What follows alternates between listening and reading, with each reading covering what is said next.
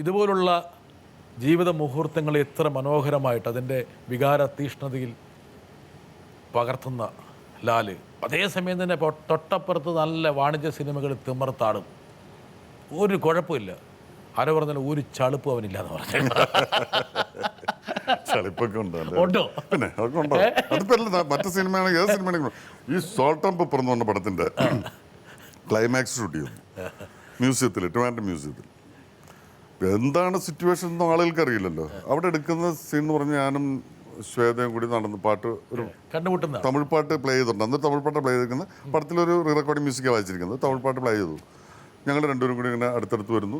ഞങ്ങളുടെ ചുറ്റിനും തലയിൽ വലിയ സൂര്യകാന്തി പൂവിൻ്റെ ഇലകൾ വെച്ചിട്ട്, പൂക്കൾ വെച്ചിട്ട് കുറേ കുട്ടികൾ ഇങ്ങനെ ഇങ്ങനെ നിന്നിട്ട് കുറേ മറ്റേ പേപ്പർ എറിയുന്നു. ഇത് കണ്ടു നിൽക്കുന്നവർക്ക്, അത് മാത്രം കാണുന്ന ഒരാൾ, അവിടെ നിന്ന് ഷൂട്ടിങ് കാണുന്നവർക്ക് ഏതൊരു തല്ലിപ്പൊളി പടം എന്തിനാണത്? അവര് രണ്ട് അമ്മച്ചിയും അമ്മാവനും തമ്മിൽ ലവും, കുറെ കുട്ടികൾ പൂക്കളൊക്കെ എനിക്ക് എന്റെ മനസ്സിലറിയാം ഇവരൊക്കെ ചിന്തിക്കുന്ന ഇതാണ്. അതറിഞ്ഞുകൊണ്ട് അഭിനയിക്കുമ്പോൾ ഒരു ചമ്മലുണ്ട്. പക്ഷെ ഇവരടുത്ത് മൈക്കെടുത്തിട്ട് അങ്ങനെയല്ല മോനെ, ഇത് നമ്മുടെ സിനിമയുടെ കഥ ഇങ്ങനെയാണ് വരുന്നത്, അതുകൊണ്ട് ഇത് ഓക്കെ ആണെന്ന് പറഞ്ഞു കൊടുക്കാൻ നമുക്ക് നിവൃത്തിയില്ലല്ലോ.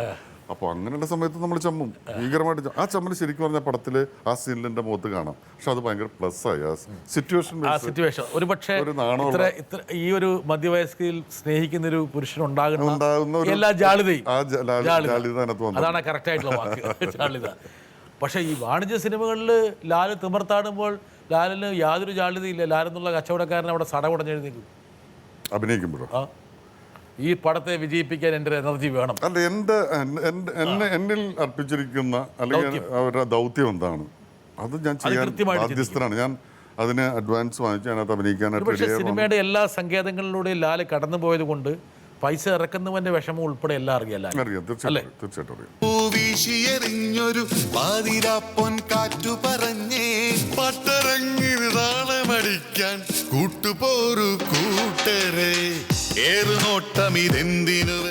ആസ്വദിച്ച് ചെയ്ത രംഗമല്ലേ? ഭയങ്കരമായിട്ടും ചെയ്തു.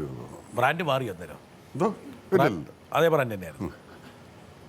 എത്ര കഴിച്ചിരുന്നേരം ഷൂട്ട് ചെയ്യുമ്പോൾ? ഇതൊക്കെ ഒരുപാട് പേരെ വഴിതെറ്റിങ് സാർ. നിങ്ങൾ വെറുതെ ആവശ്യമില്ലാത്ത, എനിക്ക് നുണ പറഞ്ഞ് ശീലമില്ല, അതുകൊണ്ട് ഞാനുള്ള കാര്യം പറയും. അല്ലെങ്കിൽ നിങ്ങളിതൊക്കെ കട്ട് ചെയ്ത് തോട്ടിക്കളാം.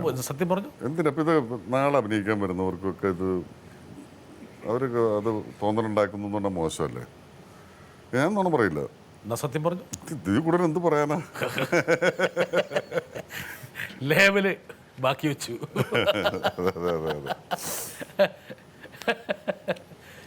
ഞാനും സത്യം പറഞ്ഞില്ല, ലാല് സത്യവും പറഞ്ഞു. ജനത്തിനൊട്ടും പിടുത്തം കിട്ടിയില്ല എന്ന് നമ്മൾ രണ്ടുപേരും വിചാരിച്ചു. എല്ലാം പിടുത്തം കിട്ടുകയും ചെയ്തു. ഇതാണ് സിനിമ യഥാർത്ഥത്തിൽ.